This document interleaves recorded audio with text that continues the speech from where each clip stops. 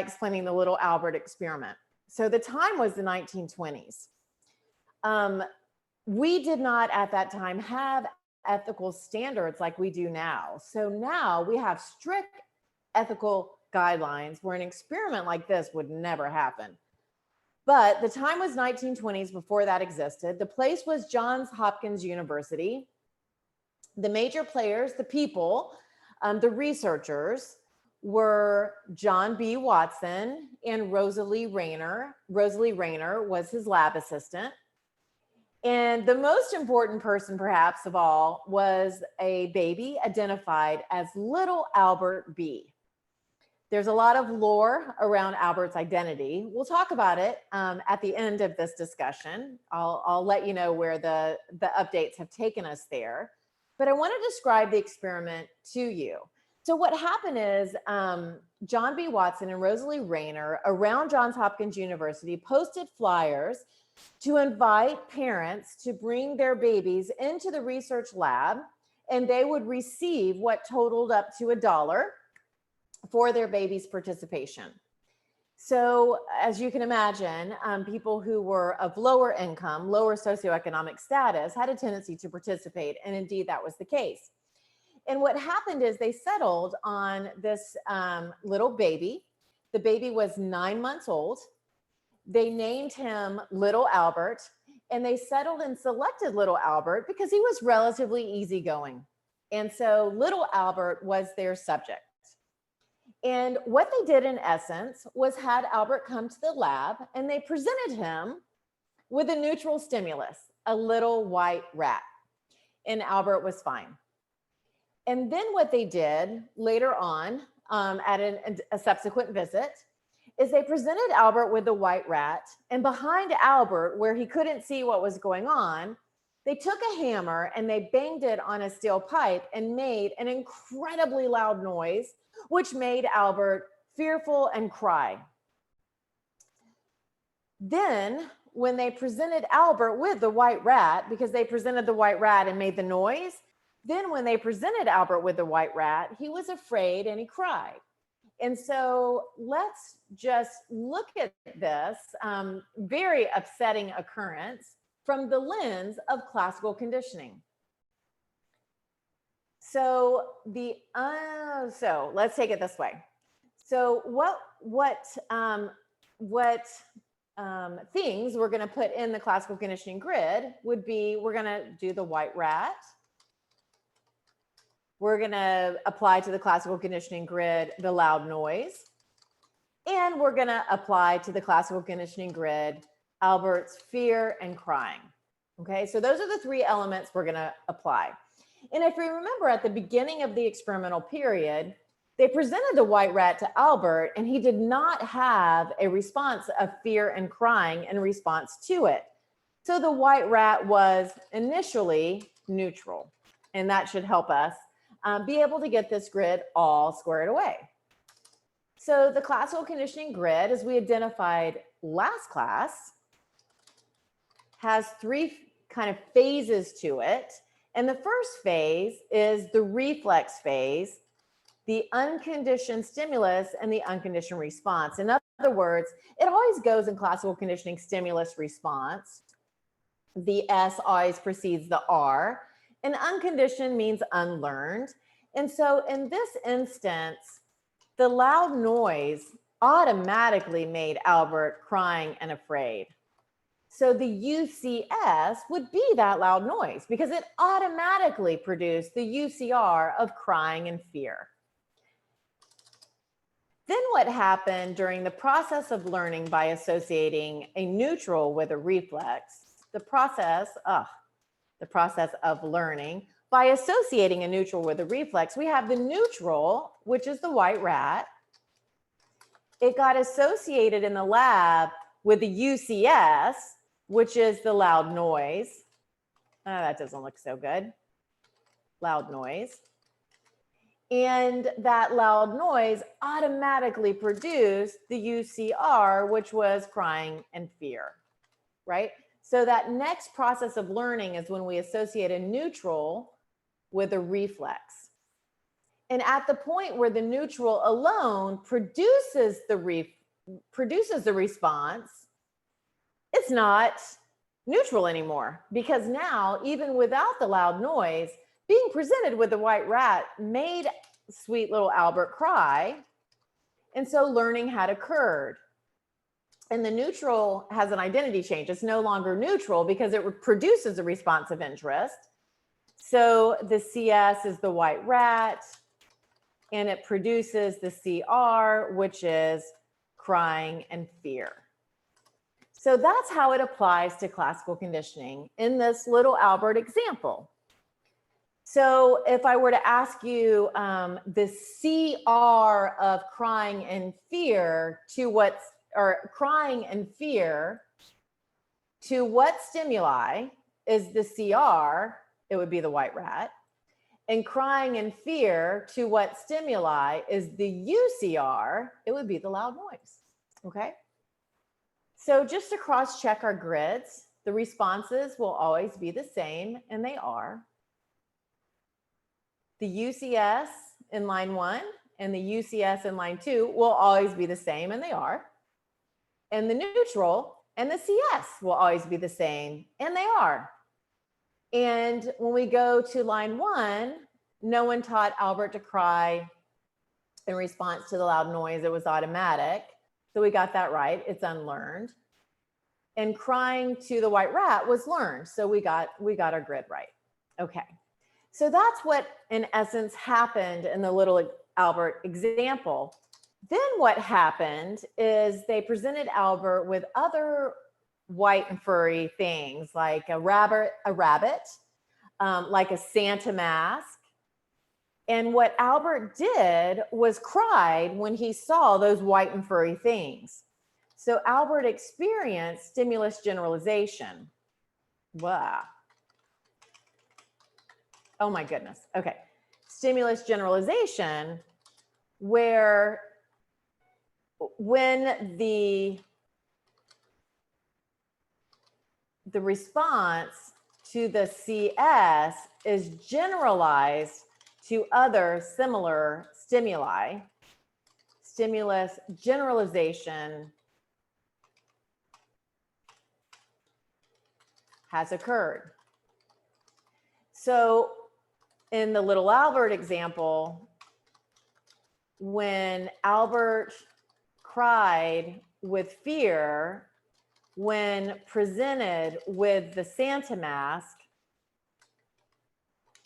and the rabbit, right, the little white rabbit, stimulus generalization had occurred. Because the response of fear, the response of crying and fear to the white rat was generalized to other similar stimuli, such as the Santa mask and the rabbit. Now, if, which it did not occur, right? Because stimulus generalization had occurred, which is on the way to a specific phobia. But if stimulus discrimination had occurred, Albert would only be afraid, only respond with crying and fear to the white rat in the lab. In other words, the crying and fear would not be generalized. So that's not on the way to a specific phobia. So this didn't happen, but if it did, this is actually what happened. Albert experienced stimulus generalization.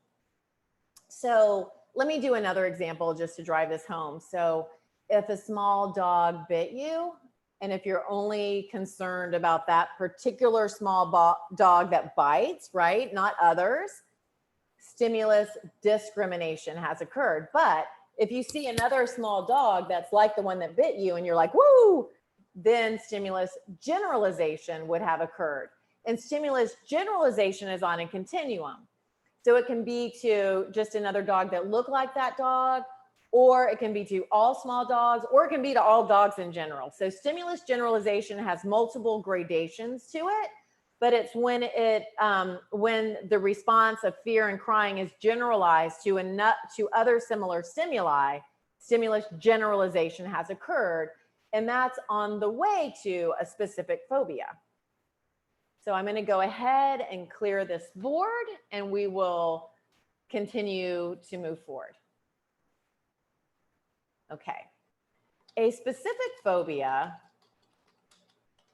is an irrational fear of a specific object or situation that interferes with functioning. And when we look at functioning, in general, we look at the main areas of life. School and work and relationships and home life and stuff like that. So we're looking at those main areas of life, and that's a criteria that we use when diagnosing. But if you look at this, it's an irrational fear. It's not a rational fear. A rational fear is not considered a specific phobia. Neither is an irrational fear that does not interfere with functioning. So if you can work through it, if you can, move through it, work through it, then it's not considered meeting the threshold of a specific phobia. But if it interferes with your functioning and it's a specific object or situation that you have just this visceral, irrational fear and go into an anxiety situation that can look a lot like panic, then we're looking at a specific phobia. And what Watson and Raynor wanted to do, remember, okay, Watson and Raynor had these two research questions. Can I use classical conditioning theory, to create a specific phobia? And can I use classical conditioning theory to treat it? And the answer to both appeared to be yes. However, the second answer was not done because little Albert B never returned to the lab for Watson and Raynor to be able to do the treatment. So this part did not occur, but it appeared because of Albert's response to crying and fear to the white Santa mask, to the white fabric, to the white bunny, to other similar stimuli, that Albert was on the way to, had demonstrated stimulus generalization, which could then be on the way to a specific phobia. So with a 9-month-old baby, we're not going to look at interference with functioning in that same way in this lab situation. This is an ethical experiment. We could never, ever, nor would we do it today. We have boards that make sure we don't. But in the 1920s, when this was done, we did not have those experiences. And this was in the 1920s with Watson and Raynor. So one of the things that they were going to do was apply classical conditioning theory to remove the phobia, though they never got the opportunity to do that because Albert didn't return. So I want to talk to you a little bit about the identity of little Albert. This is not, this is just in a follow-up. I'm not testing you on the identity of little Albert. I just want you to be aware of it. So one of the things that happened with 9-month-old Albert is he never came back to the lab.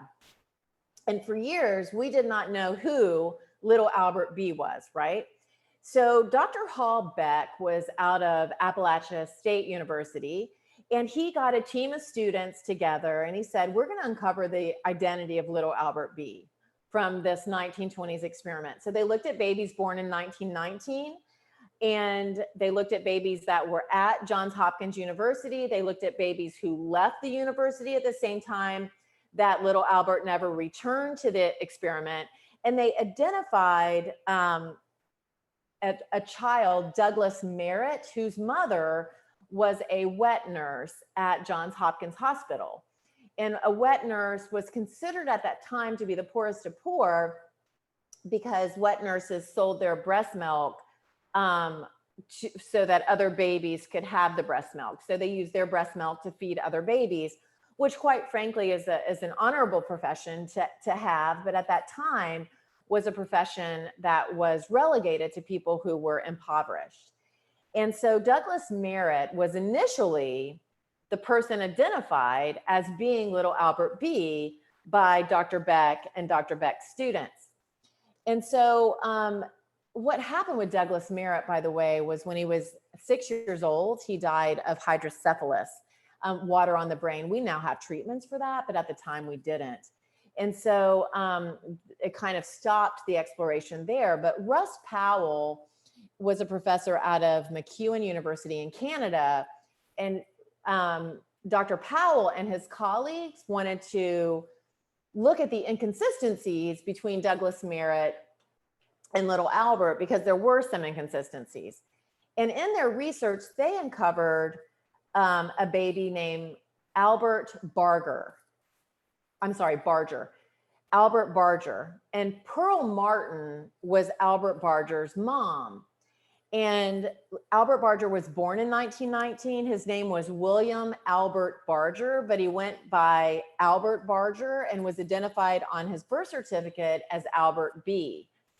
And one of the things that happened is Albert Barger was never told. He revealed in 2007, he died in 2007, but was interviewed before that. And he revealed that he later found out that he was born out of wedlock. And at the time that was controversial, and his mother never told him about that, nor did she ever mention anything about this experiment. But Albert Barger, as a 9-month-old baby, was at Johns Hopkins at that time. So it was possible, not only does the name match, but it was very possible that it was him. He lived a long, healthy life. He died in 2007. And he was never told about the experiment. So there's a lot of lore that surrounds who is little Albert, but those are the leading theories. Okay, so we covered that. I hope you found that interesting. And so now what we want to do is look at this idea of a specific phobia as applied through classical conditioning. And one of the things that we have to address to really look at this is something called second order conditioning. Because of second order conditioning, which is when a CS behaves like a UCS, so new pairings are made, we'll go over that, so that new pairings are created and made. Because of second order conditioning, when we're doing treatment with a specific phobia, we cannot track back to phase 1 and phase 2. We can't track back the UCS, UCR, the neutral UCS, UCR. Instead, we go to what has been learned. We go right to the CS, which would be the phobic object or situation or the phobia, and the CR, which in a phobic situation is fear. So we go right to what has been learned. We do not track back because of second order conditioning. We could never really figure it out. Let me give you an example of second order conditioning. A famous, very common example is called a white coat hypertensive. Ugh. And it's when someone has a painful medical procedure, and that painful medical procedure produces fear. And then it gets associated with the neutral, which is the white coat, which prior to the painful medical procedure did not, make the person afraid.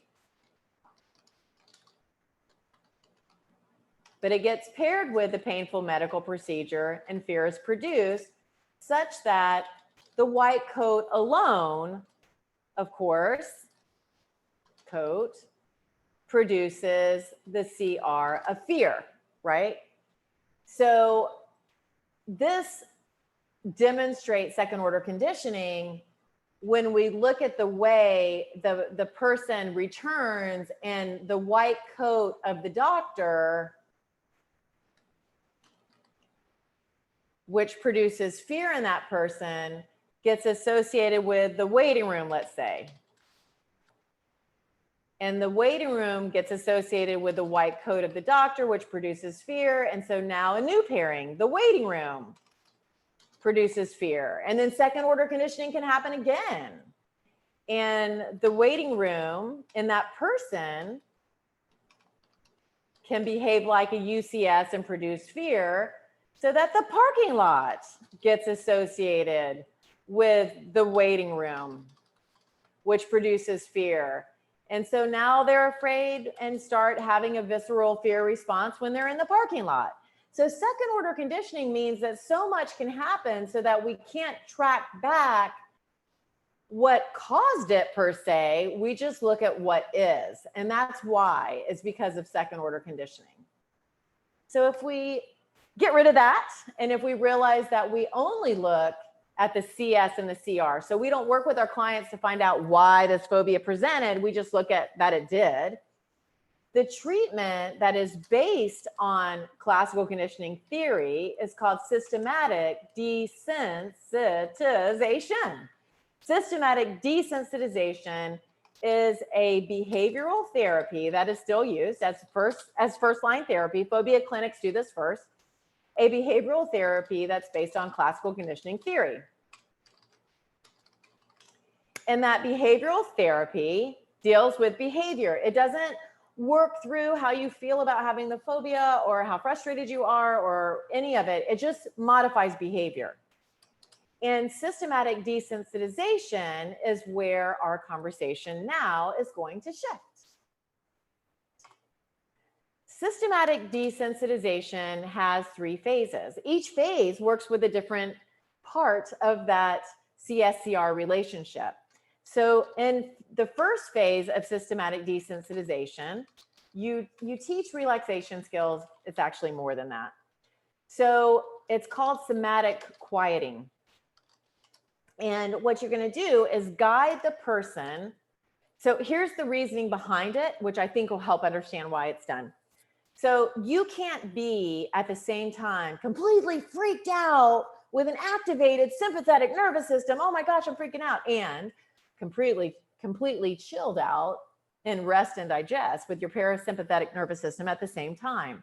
They're mutually exclusive physiological responses. Our body can't be freaked out and chilled out at the same time. So the idea here is to work with the CR of fear and replace it with somatic quieting or relaxation. And so we have to really work with our clients on teaching somatic quieting skills, relaxation skills, which include diaphragmatic breathing.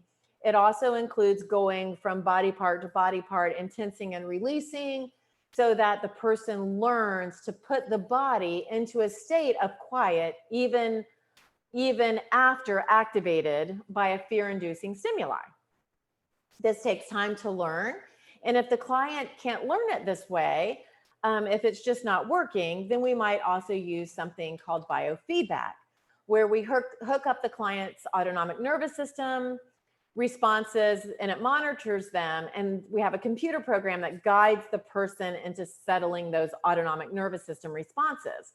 So we engage in somatic quieting because we need our clients to become really effective at doing it. It's like their own superpower, so to speak, once they learn it well. You have to practice it regularly. Even if you know how to do it and you don't practice it regularly, you will lose it. So it's important to practice it regularly. The second thing that we do with our client is arrange a hierarchy of fears related to the phobic object or situation. And we go from least to greatest. No 2 hierarchies are exactly alike. It depends on what the client's specific phobia is, but we structure it from what they believe that they could do with minimal distress to what would be the most distressing. And so what we're kind of doing here is taking the CS, the phobic object or situation, and breaking it down from least to greatest. Okay, so some students ask me, like, what's an example? Fear of snakes would be, the least might be looking at a video of a snake slithering, right? And the most would be if the person is handling the snake or standing beside the snake or something like that. But you do all of the steps in between. So you're organizing the gradual hierarchy of fears from least to greatest with our clients. And the third part is the exposure portion of the behavioral exposure portion of the treatment. And the therapist presents the least feared stimuli on the hierarchy and guides the client into somatic quieting. So if they can't do it on their own, and often they can, this might take a few sessions, even with the least feared on the hierarchy, the therapist guides them through it so that their somatic quieting skills get better and better before going to the next to the least feared on the hierarchy, and so forth. So with the exposure portion of the therapy, the CS is paired with the CR of fear, but the goal is to replace fear with relaxation. And this might take typically 3 months to achieve and work through.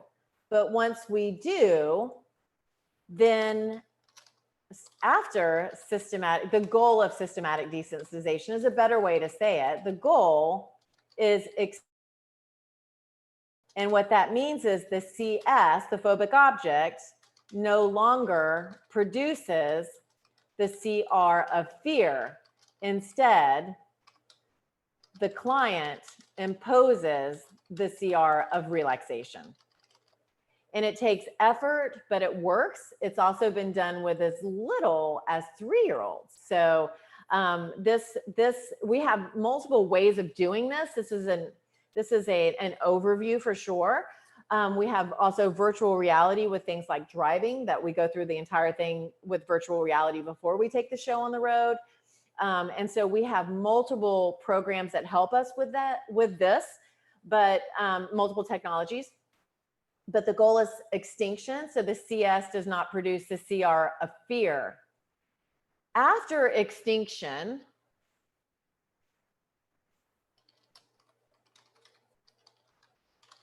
the phobia can return in 2 ways, and does sometimes return in one or the other or both. The first is called spontaneous recovery. And that really means spontaneous return of the phobia. The phobia spontaneously returns. So the person has the phobia again and nothing triggered it, it just happened. And if that occurs, we repeat systematic desensitization. It typically only takes them about 1 month to complete it, but we can have extinction occur again. The second way is called reconditioning. And through exposure, the phobic object is again paired with fear. And what this means is they have an experience where the CS and CR are reassociated. And so, for example, having completed systematic desensitization for a driving phobia, but then after a period of time, having a car accident, and the phobia returns because of the car accident, which would be considered the exposure. And if reconditioning occurs, then where the phobia and fear is relearned or reassociated through exposure, it also takes about 1 month of repeating systematic desensitization where we can work through that. So systematic desensitization tends to work well. It's a behavioral approach. It's based on classical conditioning theory. And it grew on the research from earlier behaviorists, including the 1920s unethical experience of little Albert. So I hope this video lecture has been extremely helpful to you. In it, we went over classical conditioning a little more. We talked about second order conditioning. We talked about stimulus generalization and stimulus discrimination. And then we went over the little Albert experiment, including who he was or who it is purported or theorized that he is to date. And then we went over systematic desensitization. And I hope this video lecture was helpful to you. I hope your day's a good one.